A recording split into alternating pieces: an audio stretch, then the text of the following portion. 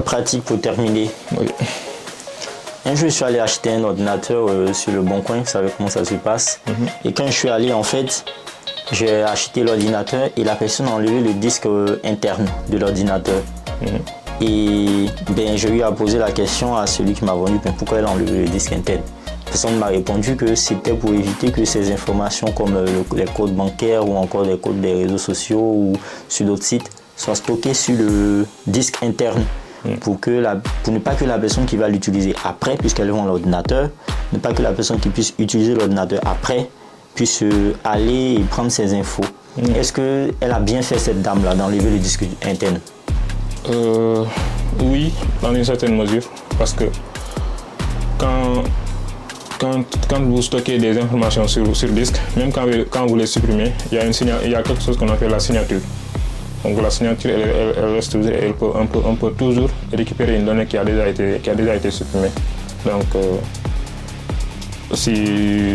quant à savoir si elle a bien fait ou non, disons qu'à 60%, elle a raison de le faire. Mais c'est assez radical quand même que vous soyez obligé d'enlever à chaque fois le disque dur pour vendre un produit.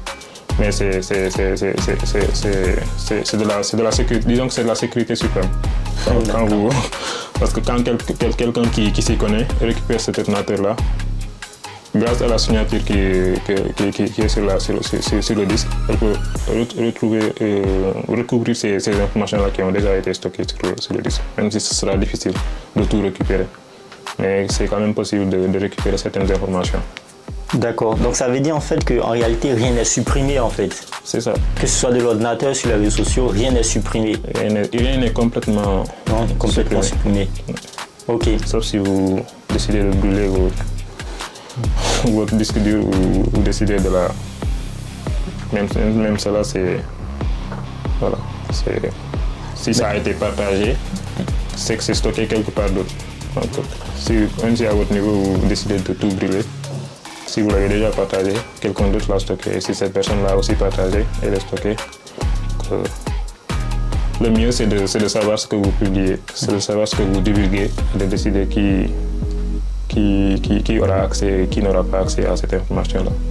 D'accord. Monsieur Abdou, nous sommes très heureux de vous avoir reçu. C'était un plaisir. Et là maintenant, on va en fait faire déjà, premièrement, ce que j'aimerais vous demander, c'est de faire déjà un résumé de tout ce que vous avez dit en 2 ou 3 phrases. On va commencer par là déjà. Alors, donc nous avons dit beaucoup de choses.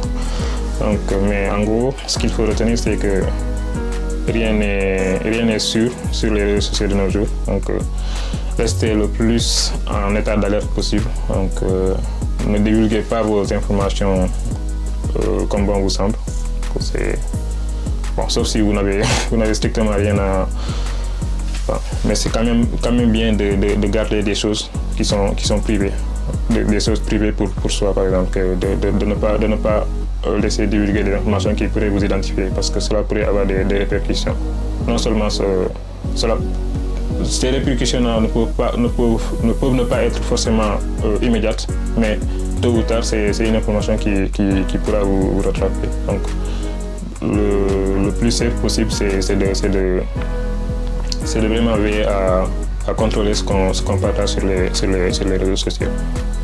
Parce que de nos jours, il y a énormément de données qui sont collectées et les entreprises, de moins en moins d'entreprises ont des politiques d'éthique. Donc, disons que c'est des entreprises des carnivores en quelque sorte. Donc, ils en auront strictement rien à faire de ce qui pourrait vous compromettre ou pas. Ce qui les intéressera, c'est de se faire de l'argent. Donc, c'est plutôt à vous, c'est plutôt à vous de savoir ce que vous divulguez comme information. Donc la confidentialité, c'est assez crucial dans un monde en perpétuelle évolution technologique. Très bien. Maintenant, si vous avez un conseil ici à donner, ça c'est ce qu'on a dit, si vous avez un conseil ici à donner à tous les utilisateurs des réseaux sociaux, surtout aux jeunes qui utilisent les réseaux sociaux, comme nous autres, quel est le conseil? Et aussi à les ados aussi qui utilisent les réseaux sociaux aujourd'hui, quel est le conseil aujourd'hui que vous pouvez nous donner? Alors, est-ce que j'ai un conseil à donner? Donc, si je devais donner un conseil aux jeunes, ce serait de, comme je l'ai tantôt dit, hein, c'est de veiller à ce que, de faire très attention à ce que vous partagez comme information et de faire très attention aussi avec qui vous interagissez. Parce que les techniques de phishing, c'est généralement sur les réseaux sociaux que ça commence. Donc, vous faites cibler, vous recevez des messages qui vous disent de cliquer sur des liens ou bien d'envoyer certaines informations qui pourront vous permettre par exemple de gagner un tel montant ou ces choses-là. De faire très attention à ce genre d'utilisateurs-là qui pourraient vous compromettre facilement. Donc c'est d'être le plus en état d'alerte possible. Donc, pas forcément de la paranoïa, mais quand même de savoir que nous sommes dans un environnement assez dangereux et que du jour au lendemain, tout peut basculer et voilà, on se retrouve dans des difficultés qui peuvent avoir des conséquences énormes sur notre vie. Donc, très bien. De faire très attention. Donc vous recommandez à tous les jeunes et à tous les utilisateurs des réseaux sociaux et particulièrement aux jeunes de faire très attention quand ils sont sur les réseaux sociaux. Ouais. Et de prêter surtout attention aux politiques de confidentialité du réseau social. Parce que c'est pas évident qu'un réseau social protège le mieux possible la vie privée d'un utilisateur. Donc quand vous êtes conscient de cela et que vous savez ce que le réseau social peut publier, peut divulguer sur vous ou pas, ça c'est un plus que vous aurez peut-être pas sur un utilisateur qui n'en aura strictement rien à faire par exemple. Donc quand vous savez que quand vous publiez cette information-là, telle personne ou telle personne aura accès à cette information-là, ça c'est un avantage ça permet de vous faire réfléchir à 2 fois avant de publier quoi que ce soit. Par exemple, vous saurez que si je publie ça, ça va m'identifier. Si je publie ça n'aura pas trop de conséquences. Si je publie ça aura énormément de conséquences sur ma vie. Donc voilà, ces choses-là, c'est des choses à prendre en compte. La confidentialité, c'est crucial, je le répète encore. Très bien. Merci beaucoup, Monsieur Abdou, en tout cas pour toutes ces informations sur la confidentialité des réseaux sociaux. Vous nous éclaircissez dans ces séries de vidéos. Et en tout cas, ce serait une joie pour nous aussi de vous recevoir pour parler aussi des hackers. Comment ils arrivent en fait, ça sera un prochain jour pour une prochaine séance.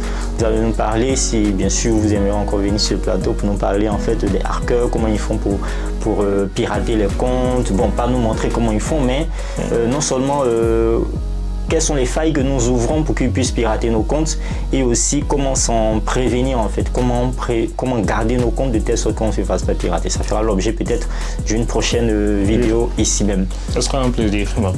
Ce sera un plaisir. Merci beaucoup d'être venu et pour terminer cette formation, j'aimerais que vous rappeliez votre nom, prénom, votre spécialité et aussi les différents diplômes que vous avez eu. On va terminer avec ça. Alors donc, je reviens sur mon nom, mon nom complet c'est Abdou Yaya Sadiakou, un peu difficile à prononcer, mais on s'y fait. Donc j'ai un diplôme d'ingénieur à l'école polytechnique de Thiès au Sénégal et suite à l'obtention de ce diplôme-là, j'ai fait un master 2 que je viens juste de valider, qui est plus spécialisé en data engineering, donc que j'ai eu à expliquer au début, qui consiste à un peu mettre de la valeur, donner de la valeur aux données en gros. C'est-à-dire que tout ce qui consiste à transformer la donnée, à la purifier, ces choses-là. D'accord. Et ça, vous l'avez eu à Paris, l'université Paris-Saclay? Je ne dirais pas que je l'ai eu ici, c'est plus que je l'ai plutôt affiné. Non, mais ce diplôme du Master 2, vous l'avez eu à Paris-Saclay, n'est-ce pas? Oui, c'est à l'université Paris-Saclay. Plus précisément à l'université Versailles-Saint-Quentin, qui est une université dans Paris-Saclay. Très bien. Ouais. Merci beaucoup d'être venu et merci encore énormément. Merci, on se verra pour une prochaine fois. Merci à vous, Marc. C'était un plaisir. Yes.